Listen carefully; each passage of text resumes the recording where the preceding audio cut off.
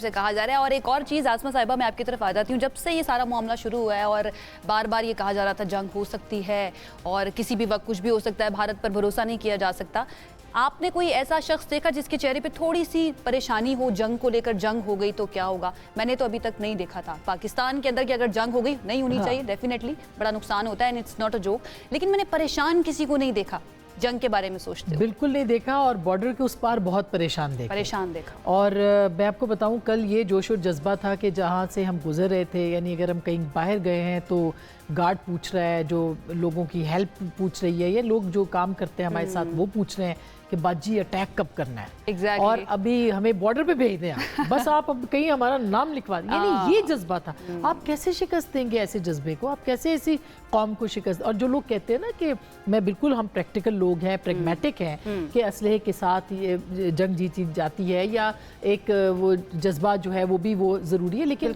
जज्बे के बगैर असलहा जो है वो कोई मानी नहीं रखता। ऐसा ही है। वरना तो रफाल तैयारे थे और अनट्रेंड उनके पायलट थे, और अगर ट्रेंड भी थे और उनके पास सब कुछ मौजूद भी था तो वो जज्बा नहीं था। हमारे देखिए जो एयरफोर्स के लोग पायलट्स गए हैं, वो आपने पढ़ लिया होगा अब तक कि वो ये सोच के गए थे, उनको खुदा हाफिज कहा गया था कि वो वापस शायद नहीं आएंगे, लेकिन वो गाजी, वो अपने घर वालों को लेटर्स लिख के गए थे, उन्होंने साइन करके गए वो, और वो वापस लौटे। वो गाजी है हमारे, और हमारा सलाम है उनको, हमारे शुक्र परवरदिगार का कि हमारे शहदा बहुत कम हैं, लेकिन जो है उनको भी हमारा सलाम। तो मेरा ख्याल है कि ये जो जोश और जज्बा है ये बहुत ज़रूरी है, और ये क्यों हुआ मुमकिन आयशा, इसके ऊपर सोचना बहुत ज़रूरी है। ये पूरी कौम जो है ये साथ खड़ी हो गई, और ये हमारी कौम की खूबसूरती है कि अपने तमाम इख्तलाफात को चंद एक के सिवा सबको साइड पे रखा और उन्होंने बाद में बात करें। That's very important and very interesting. जब हम स्पेशली सोशल मीडिया के ऊपर, हम लोगों का बाकी लोग बाहर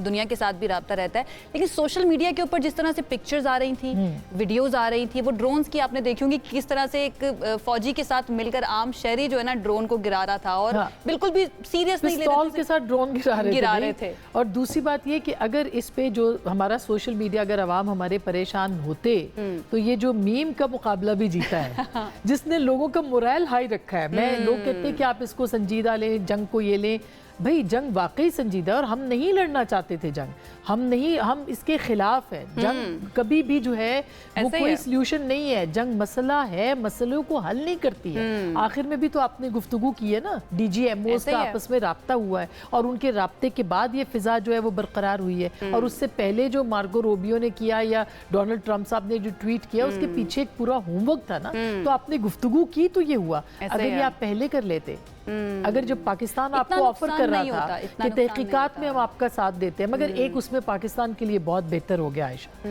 क्योंकि हम अपॉर्चुनिटीज को देखने वाले, मुस्बत अंदाज में देखने वाली कौम है। देखिए, अगर ये जो माहौल बना जो पाकिस्तान नहीं चाहता था, हमारे ऊपर जंग मुसल्लत की गई, इसने पाकिस्तान को वो फायदा दिया है कि शायद हिंदुस्तान की सोच भी नहीं थी। अच्छा, इसके ऊपर मैं चाहूंगी कि हम डिटेल से बात करें, क्योंकि एक अमेरिकन थिंक टैंक है, उसके एक रिप्रेजेंटेटिव है माइकल वॉन, आप भी जानती होंगी उनको। उन्होंने भी ये बात की कि ये सिर्फ सीज फायर के ऊपर अब बात नहीं होगी, बल्कि और भी जो दीगर इश्यूज हैं पाकिस्तान और इंडिया के, तो it is a win for Pakistan, क्योंकि पहले भारत नहीं आ रहा था